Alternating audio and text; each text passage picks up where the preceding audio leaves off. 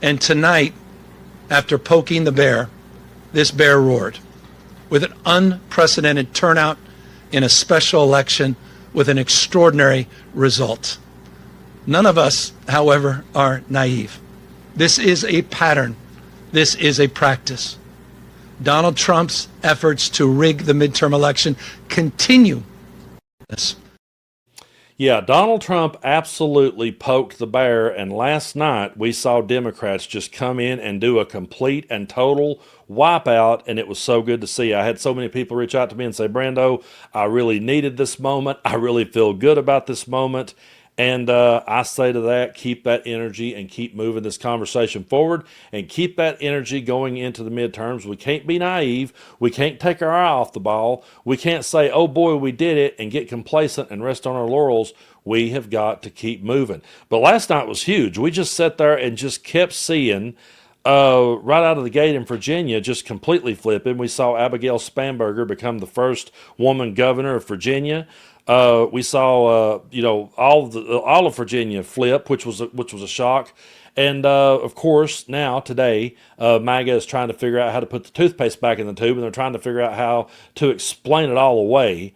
And I think last night was a reflection of where we're headed. I mean, when you have 7 million people show up on their day off to protest the president and say, we are tired of this bullshit, what do you really expect to happen during an election after we saw that many people on the streets? But I want to show you another clip here from Newsom, and then we're going to get into having fun watching Mike Johnson try to squirm, because that's all I was thinking of last night was, boy, I can't wait to see Mike Johnson try to squirm his way out of this one. But we have got to stay focused. The fight is nowhere near being over, because Donald Trump will say that this was rigged, and he will dig in his heels, and he'll fight even harder. And take a look at what Newsom had to say here. He said this election was rigged, and he's moving to look for criminal prosecution and investigations at the Department of Justice. He is not screwing around. So tonight, I'm proud, but I'm very mindful and sober of the moment we are living in. Donald Trump does not believe in fair and free elections. Period and full stop. This is not complicated. And it's self-evident to anyone paying attention. He said, I say that every day. I say, you know what? To anyone paying attention, I don't know how you can see this. It's right in front of you. Donald Trump does not believe in free and fair elections. He never did.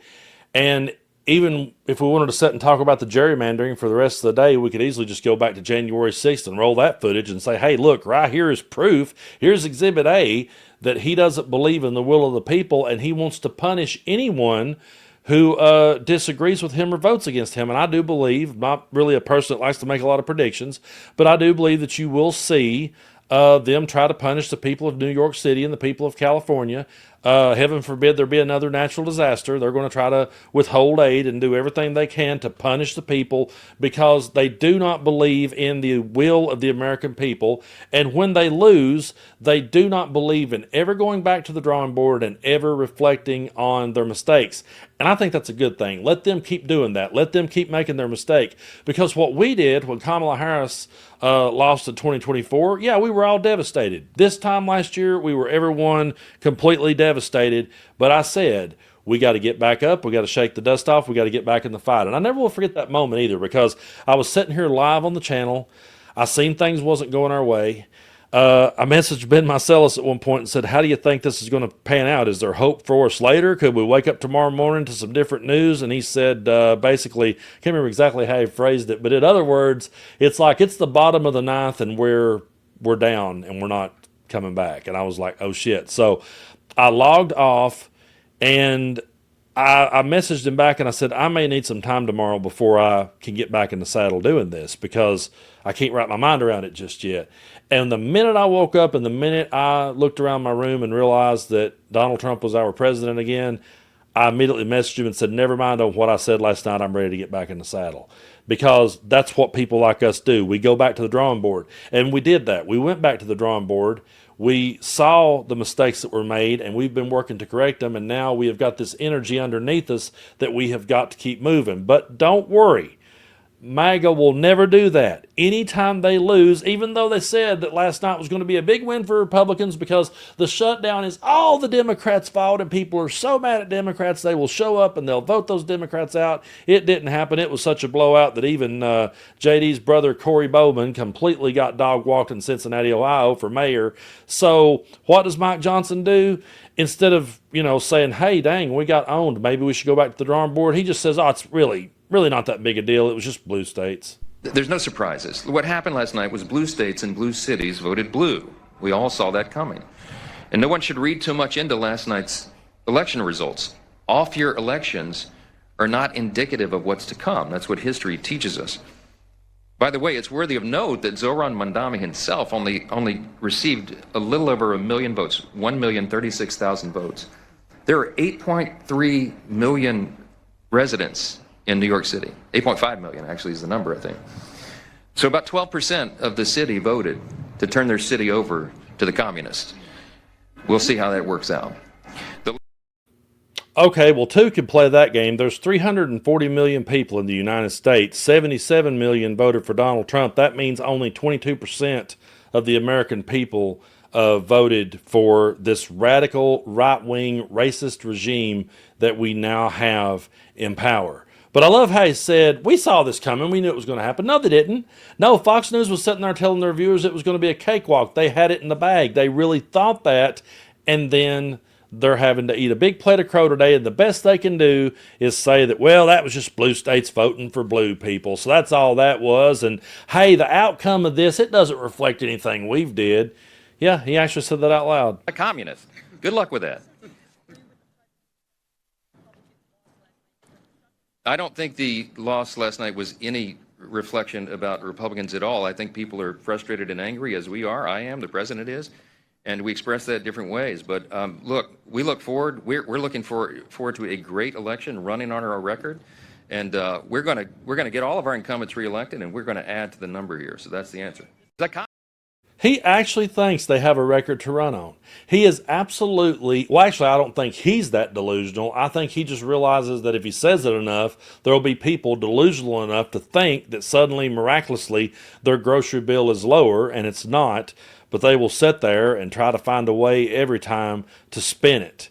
It's truly amazing to sit and watch these people, because I remember, again, I'm going back to the election of last year, and I remember the next day I was paying close attention to what people on our side were saying, and we were going back to the drawing board, and we were trying to figure out how to get back in the game, and we weren't saying, well, this ain't no reflection on us. I mean, we didn't do nothing wrong. No, it absolutely was a reflection on Donald Trump. You had 7 million people protesting him because they're sick of his shit, and people showed up last night to vote. Now, again, we do have to keep that energy. We can't just go, well, that was a big win, so we've got this in a bag, we'll make it next time. No, we have to keep that energy, keep protesting, keep speaking out, keep getting out in front of this thing, because Mike Johnson does realize one thing. He realizes that if they lose the House, they're screwed. And this was my favorite clip of watching him squirm, realizing that, you know what, if the Democrats get this away from us, Donald Trump's presidency is absolutely in the tank. I told him this morning what we've talked about many times and what I've said here before. The president is on the ballot in 2026. President Trump is on the ballot next fall. Because if we lose the majority, if the Republicans, the common sense people here who are doing the job for the American people, if we lose the majority in the House, and this radical element of the Democrat Party were able to take over, we've already seen that movie. They will try to end the Trump administration. He won't have 4 years, he'll have only 2, because they will move to impeach him probably on the first day of the new Congress in January 2027, and they will try to systematically unwind all the important reforms that we've done for the American people, to lower costs, to have a better quality of living, on health care, to increase access and quality of care. We are the party that is doing that, and the president needs 4 years to complete his agenda, not just 2. So he is in a very real sense on the ballot. He's fiercely committed to us winning. He is going to help. He's offered to do rallies and the teletown halls and all the things. He's sent out a huge round of endorsements of incumbents, Republican incumbents, just over the last few days. He is very much engaged, very dialed in, and he understands the stakes. President Trump is on the ballot in 2026, and we're looking forward to that contest. And whether they want to admit it or not, he was on the ballot last night. That's the thing that they don't want to say out loud. but he was. The people that showed up because they have seen that Republicans have zero solutions to any of the problems. The only thing Republicans can give them is culture wars, and we will keep driving that point home. But how can he stand there with a straight face and say they're the party that's been worrying about lowering the cost because the costs aren't lower? How can he say that they're the party of healthcare when they've not done anything? They've not had a health care plan. It's never happened. Even Marjorie Taylor Greene says Mike Johnson can't tell her what the health plan is because they don't have one. They have never had an alternative.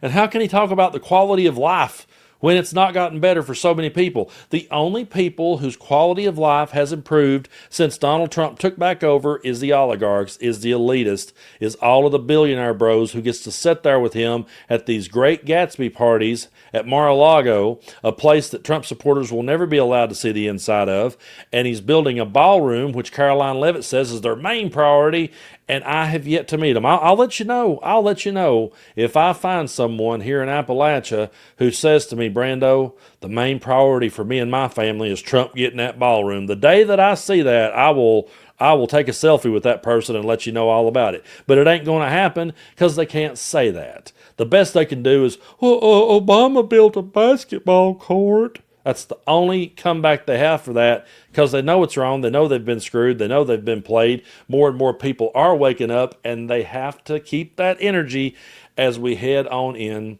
to the midterms. We have to, again, here we go. I hate it when I end up pulling a Trump quote, but we do have to make it too big to rig. We do have to make the voices so loud and such a resounding victory that there's no way in hell that they can deny it, because trust me, like Gavin Newsom said, they're going to try. They're going to try their damnedest to strip it away. They're going to try their damnedest to rig the game in advance so they can win.